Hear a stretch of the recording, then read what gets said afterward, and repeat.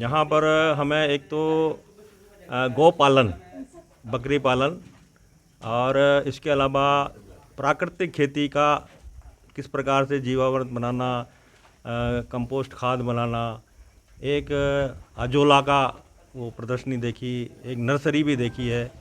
इस प्रकार से एक बहुत अच्छा सुंदर डॉक्टर साहब घनश्याम जी के द्वारा सभी को समझाया गया है और बहुत अच्छा कार्यक्रम ये रहा है।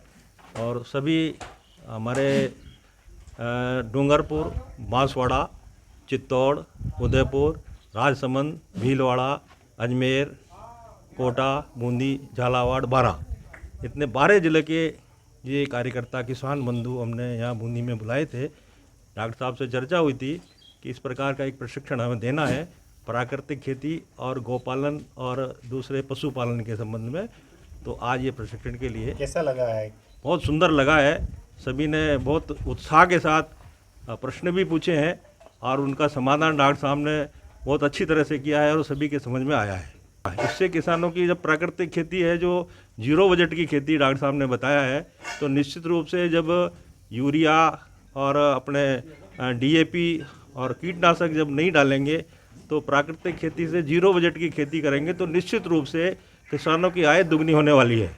भविष्य में किसानों की आय इसी से ही दुगनी होगी, ऐसा सभी का मानना है। डॉक्टर साहब ने भी बताया और हम सबका भी यही मानना है। ये जो हमारा दल है 60 सदस्यीय दल, हम कृषि गो आधारित जैविक कृषि और प्राकृतिक खेती को समाज में कैसे स्थापित करें उसके लिए प्रत्यक्ष प्रशिक्षण लेने के लिए आए थे। डॉक्टर साहब ने हमारी वहाँ पर हॉल में एक क्लास ली, हमको बहुत ही अच्छा लगा, क्योंकि हमारे देश के प्रधानमंत्री महोदय ये भी कहते हैं कि यदि हमें किसान की आय को दोगुनी करनी है तो 3 काम करने पड़ेंगे: मेड़ पर पेड़, पशुपालन और खेती। और इस प्रकार से हम अपनी आय को दुगुना कर सकते हैं। और एक अभी विशेष परिप्रेक्ष्य में हमारे ग्राम विकास गतिविधि की ओर से देश भर में भूमि सुपोषण, यानी हमारे देश की जो मृदा है उसका जो स्वास्थ्य है, उसका जो क्वालिटी है वो लगातार गिरती जा रही है। ऐसा लोग बता रहे हैं कि 30% मृदा ये खराब हो चुकी है रासायनिक खाद, रासायनिक कीटनाशक और खरपतवार नाशी दवाओं से। तो हम सब का प्रयत्न ये रहेगा कि हम किसान को उन रासायनिक खाद, कीटनाशक और खरपतवार नाशी दवाओं का उपयोग न करके किस प्रकार हमारे पूर्वज जिस प्रकार से खेती करते थे उसकी ओर हमें कैसा लगा लौटा। बहुत ही अच्छा लगा, उपयोगी प्रशिक्षण रहा। नाम बता दीजिए। तो सभी चीज़ें सीखने को मिली है, जैसे व्यवसाय के लिए बकरी पालन है, भैंस के लिए चारा पानी कैसे, उनकी देख रेख कैसे करते हैं। लेकिन उसके साथ साथ हमें सबसे मेन चीज़ें ये मिली कि अपन सॉइल टेस्ट करवाओ, भूमि का मिट्टी परीक्षण करवा कर ही उसके अनुसार उपयुक्त फसल की बुआई करें। उसके साथ साथ कम लागत की खेती करें ताकि हमारा मुनाफा ज़्यादा हो, लागत कम हो तो मुनाफा अपने आप मिलेगा। अगर फसल का भाव कम भी रहा, लागत कम लगी तो मुनाफा ज़्यादा मिल जाएगा। इस तरह से हमें बहुत सारी चीज़ें सीखने को मिली। उसके साथ नर्सरी में देखा हमने यहाँ पे नए तरह के पौधे जैसे शतावरी है और ये अपने क्या बोलते हैं उसको अशुगर, ऐसे बहुत सारी चीज़ें देखने को मिली। बहुत अच्छा लगा यहाँ के, और एक नई जागृति, नई चेतना प्राप्त हुई है। नाम बता दीजिए। परमानंद पाटीदार। ये जैविक खेती के बारे में यहाँ हमने जानकारी प्राप्त करी। ये गो आधारित कृषि, इसकी जानकारी लेके हमें यहाँ डॉक्टर साहब ने भी जानकारी दी। गो आधारित कृषि जैविक खेती से ये किसान आत्मनिर्भर होता है, और आत्मनिर्भर किसान आत्मनिर्भर भारत की संरचना, जो मोदी जी की जो संरचना है वो यही संकल्प है, और वास्तव में होना भी यही चाहिए, ताकि जैविक खेती से किसान आत्मनिर्भर बने।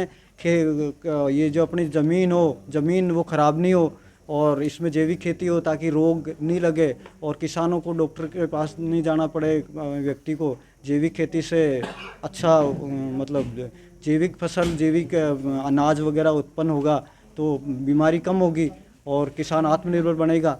और रासायनिक खादों से बिल्कुल विनाश हो रहा है। जैविक खेती और पशुपालन, मेड़ पर पेड़, ये किसान को आत्मनिर्भर बनाते हैं। किसान आत्मनिर्भर बनेगा तो देश आत्मनिर्भर बनेगा। और बहुत अच्छा लगा। नाम बताइए आपका एक बार। किरण सिंह राठौर। आज कृषि विज्ञान केंद्र पर 12 जिलों से किसान आए हुए हैं। उनमें उदयपुर, डूंगरपुर, बांसवाड़ा, चित्तौड़गढ़, भीलवाड़ा, कोटा, बूंदी, बारा, झालावाड़, अजमेर। तो ये किसान जो आए वो प्राकृतिक खेती प्लस पशुपालन, इसको यहाँ सीखने के लिए आए हैं। ये संघ से जुड़े हुए हैं और संघ में रह के ये किसानों को वहाँ जाके प्राकृतिक खेती और पशुपालन के बारे में वहाँ जागरूक करेंगे ताकि किसानों की आय बढ़े।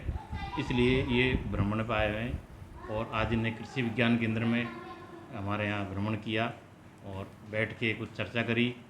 उनमें उन लोगों ने जाना कि कैसे पशुपालन से आय बढ़ा सकते हैं, कैसे खेती से आय बढ़ा सकते हैं, कैसे खेती में हम लोग खर्चा कम कर सकते हैं, प्राकृतिक खेती कैसे कर सकते हैं, बीमारियां कैसे कर सकते हैं, इसके बारे में उन्हें विस्तार से जानकारी दी। कौन कौन सी इकाइयों का सर इसमें उन्होंने निरीक्षण किया? किसान लोगों का खेतीबाड़ी से संबंधित है तो वो पशुपालन, इसके अलावा प्राकृतिक खेती की हमने एक इकाई बना रखी है, उसका भ्रमण ने किया।